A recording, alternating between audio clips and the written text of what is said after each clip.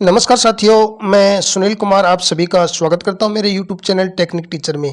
साथियों, अभी आप एक आदेश देख रहे हैं राजस्थान सरकार कार्मिक विभाग का, जिसमें समस्त राज सेवकों द्वारा अपने विगत वर्षों के लंबित अचल संपत्ति विवरण भरने के संबंध में इस विभाग के परिपत्र दिनांक 14/4/2011 के द्वारा राज्य के समस्त राजपत्रित अधिकारियों को 1 जनवरी 2011 से एवं परिपत्र दिनांक 29/6/2021 के द्वारा समस्त राज सेवकों को 1 जनवरी 2021 से अचल संपत्ति विवरण राजकाज पोर्टल पर ऑनलाइन किए जाने का निर्णय लिया गया था, जो राज्य सरकार द्वारा नियंत्रित सभी बोर्ड, निगम, स्वायत्त शासी संस्थाओं, उपक्रमों पर भी लागू था।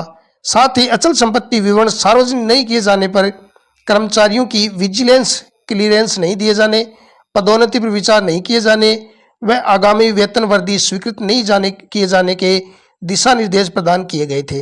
राज्य सरकार द्वारा यह निर्णय लिया गया है कि जिन राज सेवकों द्वारा विगत वर्षों के अचल संपत्ति विवरण राजकाज पोर्टल पर ऑनलाइन नहीं भरा गया है, उन्हें एक अंतिम अवसर प्रदान करते हुए लंबित अचल संपत्ति के विवरण राजकाज पोर्टल पर ऑनलाइन भरने हेतु दिनांक 25/4/2025 तक का समय प्रदान किया जाता है। अतः समस्त राज सेवकों द्वारा राजकाज पोर्टल पर अपने लंबित अचल संपत्ति विवरण की पूर्ति नियत तिथि दिनांक 25/4/2025 तक करना सुनिश्चित करेंगे।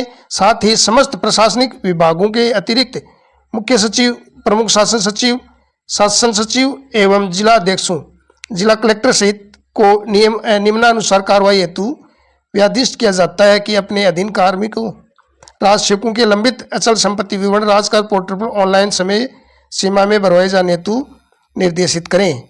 राजकाज पोर्टल पर ऑनलाइन भरने में किसी प्रकार की कठिनाई के निराकरण के संबंध में उक्त परिपत्र के साथ संलग्न प्रपत्र में अंकित IT अधिकारी, यहाँ पे ये संपर्क नंबर दिए हुए हैं। साथियों, यहाँ मैं बताना चाहूँगा कि जो राजपत्रित कर्मचारी हैं उनको 1 जनवरी 2011 से और जो अराजपत्रित कर्मचारी हैं उनको 1 जनवरी 2021 से अपनी जो IPR अचल संपत्ति का विवरण जो है वो SSO के माध्यम से राजकाज पोर्टल पर IPR पोर्टल में जाके और सबमिट करना अनिवार्य किया गया था। जिन कार्मिकों के अभी तक बकाया है उनको एक अंतिम अवसर दिया गया है। तो ये जो IPR है, बकाया IPR, वो किस प्रकार से आप सबमिट कर सकते हैं उसी संबंध में मेरा वीडियो है। वीडियो को पूरा देखें और अभी तक आपने मेरा चैनल सब्सक्राइब नहीं किया तो चैनल को सब्सक्राइब अवश्य कर लें। अभी मैं आप लोगों को SSO ID के माध्यम से जो पुरानी अचल संपत्ति बकाया है उसको किस प्रकार से हमें अपडेट करना है उसकी जानकारी दूंगा। तो मैं ले चलता हूं आपको SSO ID पे। तो साथियों, मैंने SSO ID और पासवर्ड लगा के और ये लॉगिन कर लिया है। इस प्रकार से आप लोगों के सामने इंटरफेस रहेगा। यहाँ पे बहुत सारी टैब आप लोगों के सामने दिखेंगी। इसमें से जो राजकाज IPR है उसको आपको सेलेक्ट कर लेना है। अगर यहाँ पे आप लोगों को ये ऑप्शन नहीं मिले तो आप अदर एक्टिव ऐप्स में जाके यहाँ क्लिक करने के बाद राजकाज सर्च करेंगे तो आप लोगों को मिल जाएगी। इस प्रकार से ये हमारा इंटरफेस रहेगा राजकाज IPR में।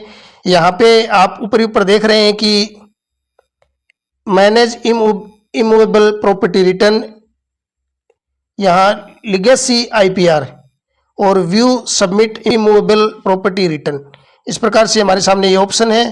तो हमें अगर पुरानी IPR भरनी है तो उसके लिए हमें जो 2 नंबर का ऑप्शन है ये वाला, इसको सेलेक्ट कर लेंगे।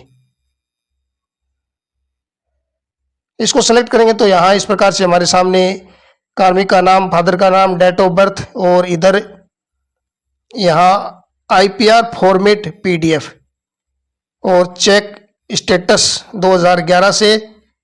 तो यहाँ अगर आपको चेक करना तो यहाँ से कर सकते हैं। और ये जो IPR फॉर्मेट दिया हुआ है, सबसे पहले इसको आप लोगों को प्रिंट कर लेना है। इस प्रकार से ये जो PDF है इसका प्रिंट लेना है। यहाँ पे जिस वर्ष के IPR आप भर रहे हैं वो वर्ष भर लेंगे। 1 जनवरी 2000 जो भी यहाँ पे रहेगी आपके लिए। उसके बाद यहाँ कर्मचारी का नाम, अधिकारी का नाम, पद, वर्तमान में धारित पद किस संवर्ग में है, सेवा संवर्ग में से है, वर्तमान वेतन, जन्म तिथि। उसके बाद अगर आपके प्रॉपर्टी है तो उसकी डिटेल यहाँ पे रहेगी, जिसमें उपखंड, तहसील, गांव का नाम, संपत्ति का नाम तथा विवरण, आवासीय अथवा भूमि, अन्य जो भवन वगैरह है, वर्तमान मूल्य, यदि स्वयं की नहीं है तो बताएं कि वह किसके नाम से धारित है तथा उस सदस्य के साथ आपका क्या संबंध है, कैसे अर्जित की, यदि क्रय, पट्टे द्वारा या बंधक, उत्तराधिकार, दान या अन्यथा रूप से अर्जित की गई है, उसकी सारी जानकारी यहाँ रहेगी।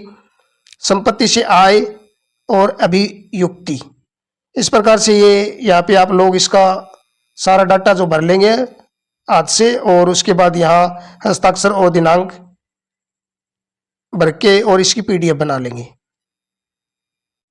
उसके बाद आप लोग इस प्रकार से इंटरफेस देखेंगे। जो राजपत्रित कर्मचारी हैं उनको 2011 से, और बाकी जो अराजपत्रित कर्मचारी हैं उनको 2021 से ये आईपीआर सबमिट की जानी है। यहाँ पे आप लोगों को अपनी पूरी जानकारी पहले भरनी होगी, जिसमें appointment department, posted department, cadre, designation और बेसिक पे, ये जानकारी आप लोगों को यहाँ से भर लेनी है और उसके बाद अपलोड फाइल करनी है।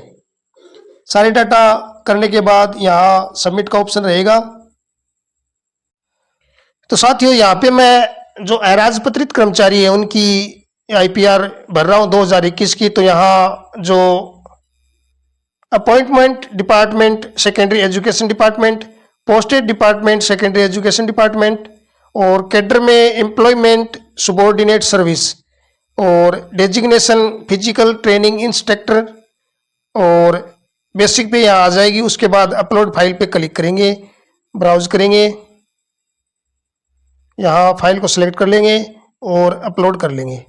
इस प्रकार से आपकी जो फाइल है वो सबमिटेड, यहाँ पे आप देखिए यहाँ ऑप्शन आ गया सबमिट का, ये सबमिटेड, आपकी जो आईपीआर सबमिट हो चुकी है। इसी प्रकार से अन्य जो वर्ष हैं उनकी भी 21 और 22 की या जो भी नहीं भरी हुई है, और राजपत्रित कर्मचारी हैं तो जब से आप 2011 के बाद जब से आपकी ज्वाइनिंग हुई है उस दिनांक से आप लोगों को भरनी है। साथियों, आज का वीडियो कैसा लगा कमेंट बॉक्स में अवश्य बताएं। वीडियो को अधिक से अधिक शेयर करें ताकि अन्य लोगों को ये जानकारी मिल सके। और अभी तक आपने मेरे चैनल को सब्सक्राइब नहीं किया तो चैनल को सब्सक्राइब अवश्य कर लें। धन्यवाद।